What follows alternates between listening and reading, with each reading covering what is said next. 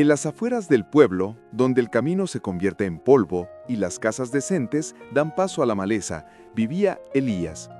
Su hogar era poco más que un ensamblaje de láminas viejas y maderas rescatadas de la basura. Los niños del pueblo tenían una rutina. Al pasar cerca, si veían a Elías sentado afuera, murmurando solo mientras tallaba pequeños trozos de madera, le lanzaban piedras pequeñas. No para herirlo, sino para burlarse. ¡El loco Elías!, le llamaban. Los adultos no eran mejores. Cruzaban la calle para evitarlo.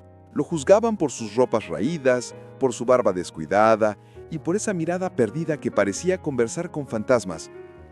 Hacía años, Elías había sido un hombre respetado, el dueño de la tienda de abastos, pero un incendio se lo llevó todo: su negocio, su casa y, según los rumores, su cordura. Ahora vivía de la caridad que rara vez llegaba y de las obras que encontraba. Nadie sabía que sus murmullos no eran de locura, sino oraciones. Hablaba con Dios porque sentía que era el único que le quedaba. Nos apresuramos a etiquetar lo que no entendemos.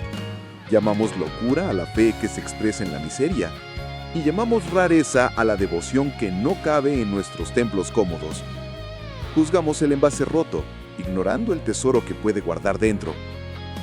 El pueblo mismo atravesaba una sequía espiritual y literal. Los campos estaban secos, el río había bajado a un hilo de agua turbia y la amargura crecía más rápido que cualquier cultivo. La gente se había vuelto dura, centrada en su propia supervivencia. En las reuniones del domingo, las bancas estaban medio vacías. La fe de la gente se había secado junto con la tierra. En este ambiente de desesperación, cualquier cosa fuera de lo normal era vista con sospecha, y Elías era el principal sospechoso de nada en particular. Se le culpaba en susurros por la mala suerte, como si su sola presencia afligida ofendiera al cielo. La comunidad había olvidado cómo amar al prójimo, porque estaban demasiado ocupados temiendo por sí mismos. Es tan fácil que el corazón se endurezca cuando el pan escasea.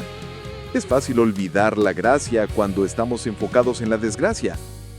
La verdadera prueba de nuestra fe no es cómo alabamos en la abundancia, sino cómo compartimos en la escasez y a quién elegimos culpar por nuestro desierto. Una tarde, el pánico se desató. El pequeño puente de madera que cruzaba el barranco al oeste, la única salida del pueblo hacia la ciudad principal donde compraban suministros vitales, comenzó a arder. No fue un accidente. Un grupo de bandidos, aprovechando la sequía y la debilidad del pueblo, le prendió fuego para aislarlos y saquearlos más tarde. Los hombres del pueblo corrieron con baldes, pero el fuego era voraz y el viento lo avivaba. El puente era viejo y el calor era insoportable. Nadie se atrevía a acercarse lo suficiente para cortar las cuerdas principales, que, de ceder, derrumbarían la estructura en llamas sobre sí misma, salvando al menos la orilla del pueblo de incendiarse. Mientras todos gritaban y retrocedían, una figura desgarbada corrió hacia el humo. Era Elías.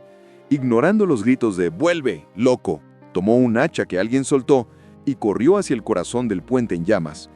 El calor le chamuscaba la ropa, pero él seguía murmurando sus oraciones, golpeando la cuerda principal con una fuerza que nadie creía que poseía. Dios a menudo elige lo que el mundo desprecia para llevar a cabo sus planes más grandes. La valentía no es la ausencia de miedo, sino la obediencia a un llamado que es más fuerte que el instinto de supervivencia. Elías golpeó la cuerda 1, 2, 10 veces. Las llamas le lamían los brazos. El pueblo observaba en un silencio atónito, sus insultos ahogados por el crepitar del fuego. Finalmente, con un último golpe desesperado, la cuerda gruesa se partió. La estructura principal del puente gimió y colapsó hacia el barranco, un infierno de madera que caía lejos de las casas. El pueblo estalló en vítores, pero los vítores se silenciaron inmediatamente. Elías no había saltado a tiempo. Al ceder la estructura, una viga pesada y ardiendo se desprendió y lo golpeó, haciéndolo caer con los restos humeantes al fondo del barranco seco. El hombre que todos llamaban el loco había corrido hacia el fuego mientras los cuerdos retrocedían. El que consideraban una carga acababa de salvar la única conexión que tenían con el mundo exterior. Aunque ahora estuviera destruida, había evitado que el fuego consumiera sus hogares. El valor de un alma no se mide por su riqueza o su ropa, sino por la magnitud de su sacrificio. Cuando el fuego se aplacó suficiente, los hombres más valientes bajaron al barranco. Encontraron a Elías. Estaba terriblemente quemado, apenas con vida, atrapado bajo la viga carbonizada. Su respiración era un silbido doloroso. Lo sacaron con un cuidado que nunca antes le habían mostrado. Lo llevaron a la plaza del pueblo, el mismo lugar donde horas antes los niños le habían lanzado piedras. El médico intentó hacer algo, pero las heridas eran muy profundas. Elías abrió los ojos, sus labios agrietados se movieron. La gente se agolpó, ahora no con desprecio, sino con una culpa aplastante. Pensaron que maldeciría, que gritaría de dolor, pero con su último aliento miró al cielo y susurró una sola palabra que todos oyeron: gracias. Y entonces expiró. El silencio que cayó sobre el pueblo fue más pesado que la viga que le quitó la vida.